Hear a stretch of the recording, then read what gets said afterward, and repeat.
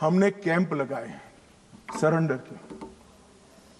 मैं आज इस सदन को बड़े संवेदनशीलता के साथ बताना चाहता हूं, मैं गया हूं वो कैंपों में। माननीय कई सारी स्वयंसेवी संस्थाएं वो कैंप में सालों तक हथियार लेकर घूमने वाले नक्सलियों को सामान्य मानवीय नागरिक बनाने का प्रयास करें। वहां जाते हैं साहब, आंख में आंसू हो जाए ऐसे दृश्य खड़े होते हैं। किसी नक्सली बच्ची को नेल पॉलिश देते हैं तो लगाते लगाते रो पड़ती है। इसके ट्यूटर उसको पूछते हैं क्यों रो रही हो, कि पहली बार मैंने जीवन में नेल पॉलिश लगाया है, 7 साल की थी, ये मुझे उठा ले गए, तब से पैंट शर्ट और बूट में घूम रही हूं, मैंने जीवन को कभी देखा नहीं। मान्यवर लिपस्टिक लगाते लगाते वो रो पड़ते, मेहंदी हाथ में लगती है, उनकी खुशी का कोई ठिकाना नहीं रहता। वहां पर बस्तर में मान्यवर साप्ताहिक बाजार लगते हैं, उनके माँ बाप को मिलने के लिए ले जाते हैं। खुद तो माँ बाप के आशीर्वाद लेते हैं और नए जीवन की आशीर्वाद मांगते हैं। कुछ लोग माँ बाप को पीटने लगते हैं, क्यों दे दिया हमने नक्सलियों को, हमारा जीवन बर्बाद कर दिया।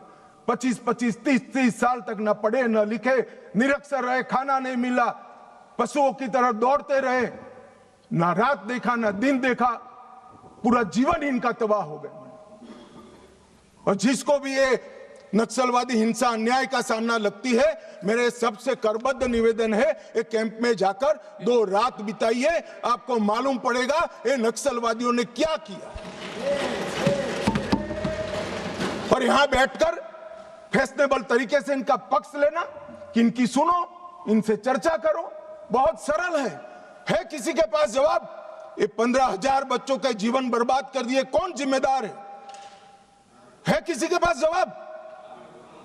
क्या सारे बुद्धिजीवी अर्बन नक्सल जाकर देखिए कैंप में आपने क्या किया है। आप तो इसी चैम्बर में बैठकर कोर्ट के प्रोटेक्शन के अंदर आर्टिकल लिखते रहते हैं, वहां जीवन के जीवन उजड़ गए हैं और किसी को परवाह नहीं है। अपने आप को ह्यूमन राइट का चैंपियन मानते हैं। मैं पूछना चाहता हूं, 32 साल की आयु तक मेहंदी न लगाने वाली बच्ची के ह्यूमन राइट का कौन चिंता करेगा? मान्यवर, उसकी चिंता नरेंद्र मोदी करेंगे और कोई। इनका अधिकार जो छीन लिया है, इसका हिसाब कभी न कभी देना पड़ेगा। मैं तो जन्म से हिंदू हूं मान्यवर, कर्मों में मानता हूं। जिन्होंने भी शब्द से भी प्रचिन्न समर्थन नक्सलाइटियों का किया है, वो सब इस पाप के इतने ही भागीदार है जितना बंदूक लेकर घूमे। मान्यवर, इनकी नौकरी और रोजगार के लिए हमने ढेर सारे प्रयास किए। मान्यवर, कौशल केंद्र बनाए, 12वां इनके बच्चों के लिए 12वीं तक की मुफ्त शिक्षा करी है। महिलाओं को 2 लाख का और पुरुषों को 5 लाख का ऋण की व्यवस्था है। वहां बस्तर ओलंपिक और बस्तर पंडुम, इसके माध्यम से संस्कृति और खेल का हम बढ़ावा कर रहे हैं। और वहां पर अब 1,20,000 कलाकारों ने बस्तर पंडुम में भागीदारी ली और 5,50,000 आदिवासी खेल खेले। मेरा तो विपक्ष के सभी उन सदस्यों से विनती है कि जो इसको न्याय की लड़ाई कहते हैं, वो बस्तर पंडुम और बस्तर ओलंपिक में जाएं। मान्यवर, मेरे घर पर जिनके पैर उड़ गए, हाथ कट गए, आंख चली गई, ऐसे लोग आए थे, नाश्ता किए थे। मैं जानता हूं उनकी वेदना। राष्ट्रपति जी ने भी उनको बुलाया था, कभी 1 घंटा तो उनके लिए निकालो भाई। इन पर जुर्म डालने वाले के लिए भाषण करने के लिए आपके पास बहुत समय है। वो जुर्म का परिणाम देखने के लिए 1 घंटा निकालिए, ऐसा मेरा निवेदन है। मान्यवर, आज मैं यहां पर अंत में 2070 से नक्सली आतंक क्यों चला, इसके तय में भी जाना चाहता हूं। मान्यवर, जब मनमोहन सिंह की सरकार बनी तब एक NAC बनी थी, नेशनल एडवाइजरी काउंसिल। PM की काउंसिल ऑफ मिनिस्टर तो हमने सुनी थी, पार्लियामेंट में बहस के दरमियान सदस्य एडवाइस दे वो भी सुना था।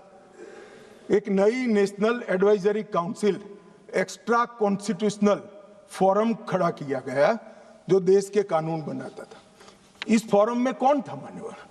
सोनिया जी इसकी अध्यक्ष थी, हर्ष मंदर इसके सदस्य थे। उनके एनजीओ अमन वेदिका में शीर्ष नक्सली नेता की पत्नी को जिम्मेदारी दी गई थी और रिकॉर्ड है कि वह उन नक्सलियों में शामिल थी जिन्होंने अपहरण के केस अर्बन एरिया में किए थे। और मान्यवर एनएसी देश का नीति निर्धारण करती थी। रामदयाल मुंडा वो कहते थे नक्सल ऑपरेशन जरूरत से ज्यादा कठोर है। ये प्रच्छिन्न समर्थन ने ही नक्सलियों की हिम्मत बढ़ाई। Shabnam Hashmi, Ram Puniyani, Usha Ramanathan, NC Saxena, Jean Dreze, Farah Naqvi और मान्यवर एक विनायक सेन, वो 2010 में अदालत द्वारा दोषी पाए गए, फिर भी प्लानिंग कमीशन की हेल्थ स्टीयरिंग कमेटी और ऐसे महत्वपूर्ण पदों पर उनको रखा गया। और जयराम रमेश ने एक महेश राउत को जो नक्सली था उसकी रिहाई के लिए तत्कालीन कांग्रेस के मुख्यमंत्री को पत्र लिखा था। और मान्यवर ये नंदिनी सुंदर, रामचंद्र गुहा, EAS शर्मा, ये सारे लोग सलवा जुडम के केस के साथ भी जुड़े थे। मान्यवर जब देश के सर्वोच्च सत्ता के केंद्र सरकार की एक एक्स्ट्रा कॉन्स्टिट्यूशनल अथॉरिटी जो PM के भी ऊपर थी, इसके सदस्य अगर नक्सलवाद के समर्थक हो तो आप मुझे बताइए मान्यवर किस तरह से नक्सलियों का हौसला टूटेगा? कैसे टूटेगा? और ये कांग्रेस पार्टी ने किया था मान्यवर। ये भाग नहीं सकते मान्यवर, ये तो इतिहास है। और जो लोगों को विरोध है मेरी बात की, कल आने वाले दिनों में सैकड़ों पुस्तकें लिखी जाएगी जो आपके कारनामों से भरी हुई होगी। कैसे भागोगे? लोकतंत्र के अंदर किसी का आवाज दबाया नहीं जाता। मान्यवर 2011 में मनमोहन सिंह जी ने prime minister rural development fellowship launch किया। मान्यवर उनका काम युवाओं को एक्सपोजर देना था। इसमें एक महेश राउत फेलो बने जो महाराष्ट्र पुलिस के नक्सलियों के साथ संबंध के चलते महाराष्ट्र पुलिस के केस में जेल में गए। अब प्राइम मिनिस्टर ऑफिस ने की हुई prime minister rural development fellowship जब लॉन्च हुई तो उसका एक बेनिफिशियरी नक्सलवादी है, तो नक्सलवादियों के हौसले भला कैसे टूटेंगे? मान्यवर 2010 गृह मंत्री चिदम्बरम जी ने एक वक्तव्य दिया। चितलनार छत्तीसगढ़ में एक साथ 76 जवानों को मार दिया। उसके बाद JNU जिसका अभी अमरा राम जी महिमा मंडन करते थे, JNU वो यूनिवर्सिटी में उत्सव मनाया गया।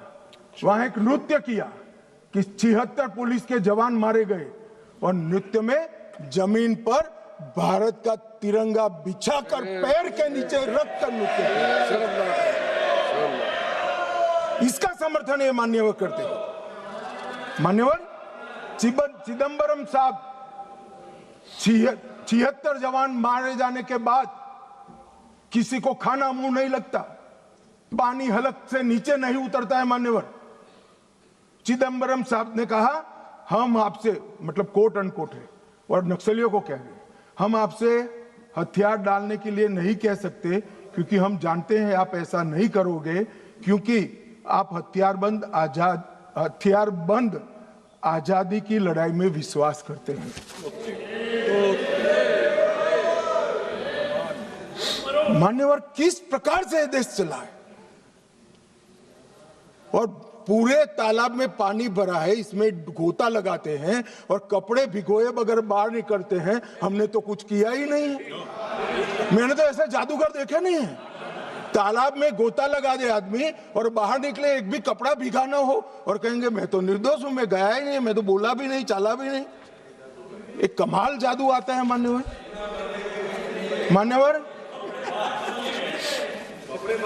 मैं अब उनके नेता की बात करना चाहता हूं, राहुल गांधी जी की। राहुल गांधी जी अपने लंबे राजनीतिक करियर में कई बार नक्सलों और उनके हमदर्दों के साथ देखे गए। भारत जोड़ो यात्रा में कई नक्सल फ्रंटल संगठन हिस्सा लिए, इसका रिकॉर्ड है। 2010 में ओडिशा में लाडो सिकोका के साथ मंच साझा किया। सिकोका ने उसी मंच से भड़काऊ भाषण दिया और राहुल गांधी को माला भी पहनाई। 2018 में हैदराबाद में गुम्माडी विट्ठल राव उर्फ गद्दार से मुलाकात की, जो विचारधारा के करीब रहे। मई 25 कोऑर्डिनेशन कमेटी ऑफ पीस, मान्यवर 2025 कोऑर्डिनेशन कमेटी ऑफ पीस, इसके साथ मुलाकात की। मान्यवर, आज हिडमा जब मारा गया, मान्यवर 172 जवानों को मारने वाला हिडमा जब मारा गया, इंडिया गेट पर नारे लगे, कितने हिडमा मारोगे, हर घर से निकल लेंगे हिडमा। ये वीडियो को राहुल गांधी ने स्वयं ट्वीट किया है। कैसे बच सकते हैं? इन्होंने 70 से लेकर मार्च 26 तक नक्सलवाद का समर्थन किया है, ये नरसंहार का समर्थन किया है और 20,000 लोग जो मारे गए, इसका दोषी अगर कोई एक है तो कांग्रेस की वामपंथी विचारधारा वाली पार्टी। नक्सलों के साथ रहते रहते ये पार्टी और उनके नेता खुद नक्सलवादी बन गए और इसका जवाब इस देश की जनता को चुनाव में देना पड़ेगा। ये बात यहां से रुकेगी नहीं, जनता की अदालत में जाएगी मान्यवर, और इसका जवाब उनको देना पड़ेगा। मान्यवर, फिर से एक बार ये लड़ाई में जो जवान जिस फोर्स के शहीद हुए हैं, अपाहिज हुए हैं और जो नागरिक मारे गए, वो सबको पूरे सदन की ओर से मनपूर्वक श्रद्धांजलि देकर मेरी बात को पूरा करता हूं।